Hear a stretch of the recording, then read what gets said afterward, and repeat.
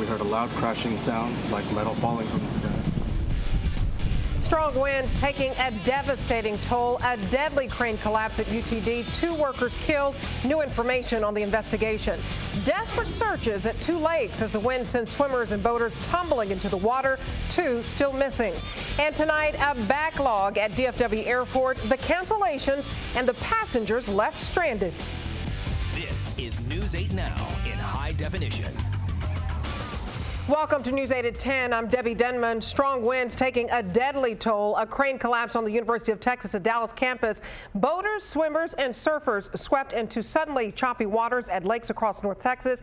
A busy Saturday for rescue crews across the area. And we begin with the disaster at UTD. 2 people killed as a crane comes crashing down. A witness hearing a loud bang at the time the crane collapsed. Another hearing a woman screams. Our Marcus Moore offered early reports from the scene on Twitter and has this report.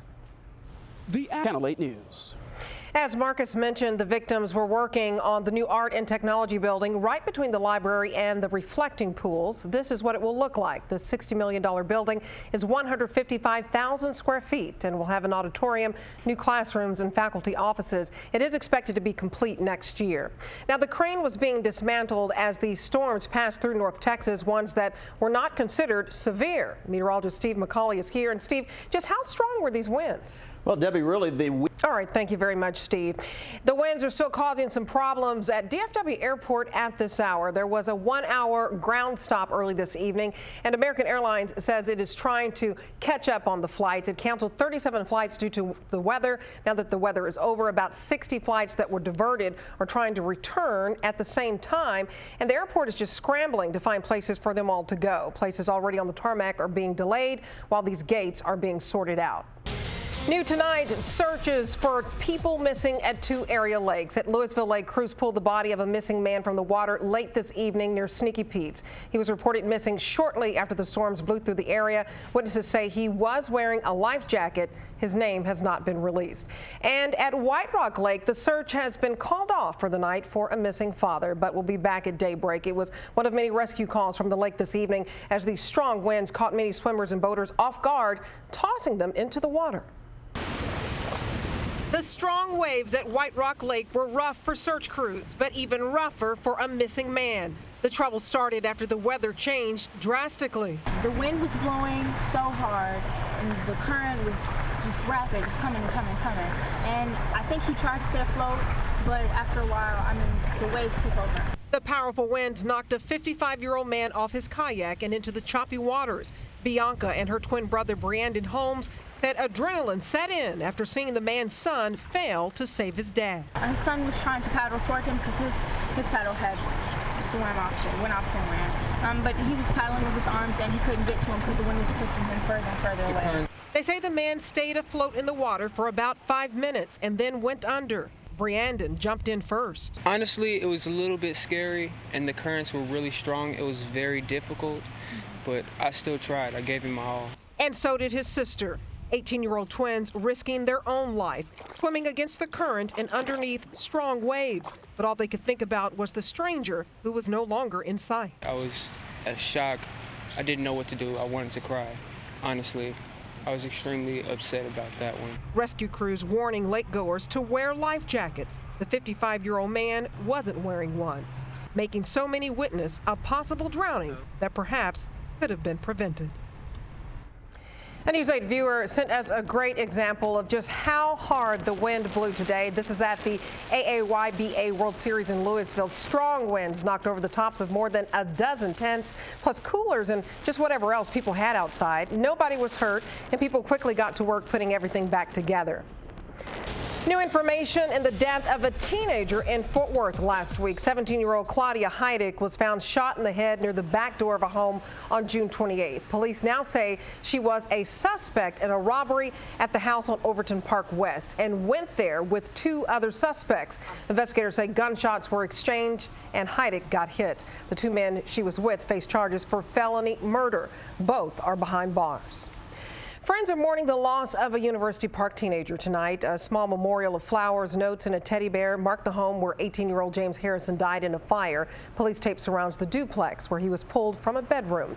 The firefighters found smoke coming from the roof on the home of Northwest Parkway early this morning. Once the fire was put out, firefighters discovered Harrison unconscious. He was the only one inside the duplex and died at the hospital. The fire started in the kitchen.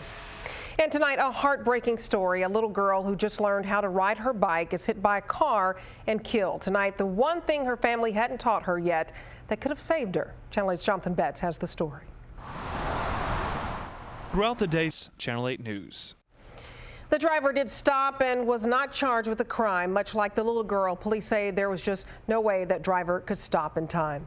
A robbery suspect got himself caught by police because of what he allegedly stole. Dallas police say 2 armed men armed a store clerk at the Zhang Food Mart, then left with cash, cigarettes, and the clerk's cell phone. The clerk has GPS on that phone, and police traced it to a house on Nimitz.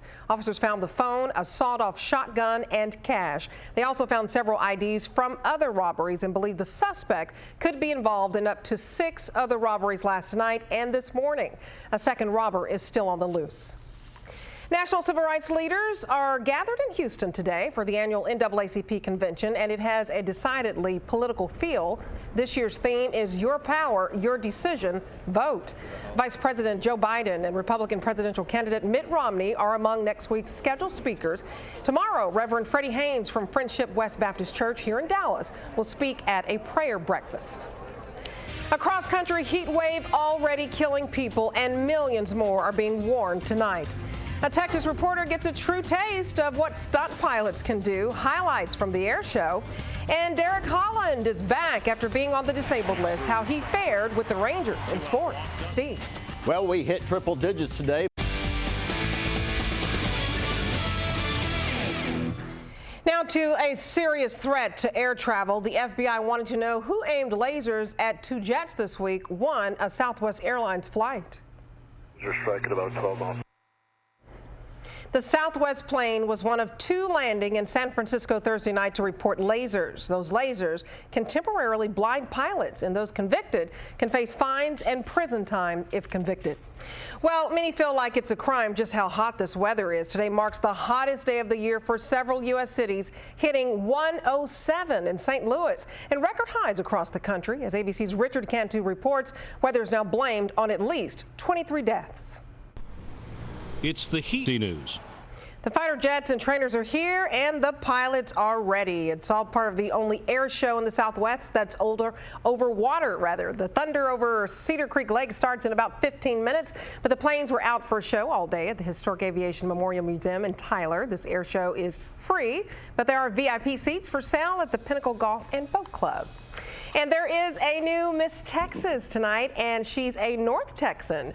Danae Couch, Miss Dallas, took first place at the pageant in Allen, and Couch is actually from Coppell, and her talent is twirling. Houston got first runner-up.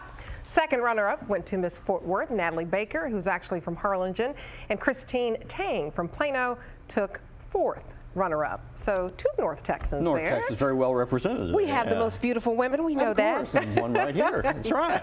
Well, thank you. Well, we are definitely watching this weather. It's all the wind today. Yeah, I tell you what, whenever your temperatures are around 100 degrees and thunderstorms move in, you got to watch out for some strong downburst winds. That turn of triple digits anytime soon. But again, Debbie, we have to watch out. The thunderstorms that do pop could produce those 40 to 50 mile per hour winds again. All right. Thank you so much, Steve.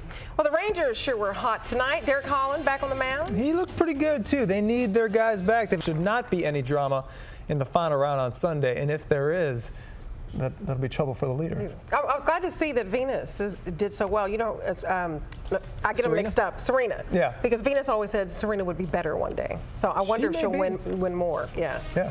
All right. Saying thanks to those who put their lives on the line for our freedom and helping them get a fresh start. That's next on News 8.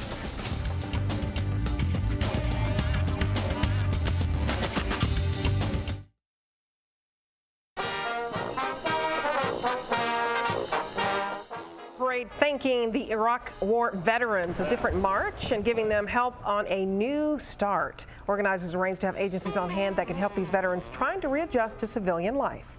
Dog lovers united at Dallas Market Hall. It is the Lone Star State Classic Dog Show all weekend, and today was the final chance to score points to get the championship. And 2 local nonprofit organizations also received some donations for their good work.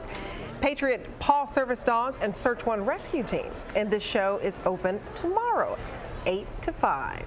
How cute. I should have brought Kirby, but he's not a purebred. He's a little Shih Tzu Lhasa, but he blows them out of the water. Have a good night.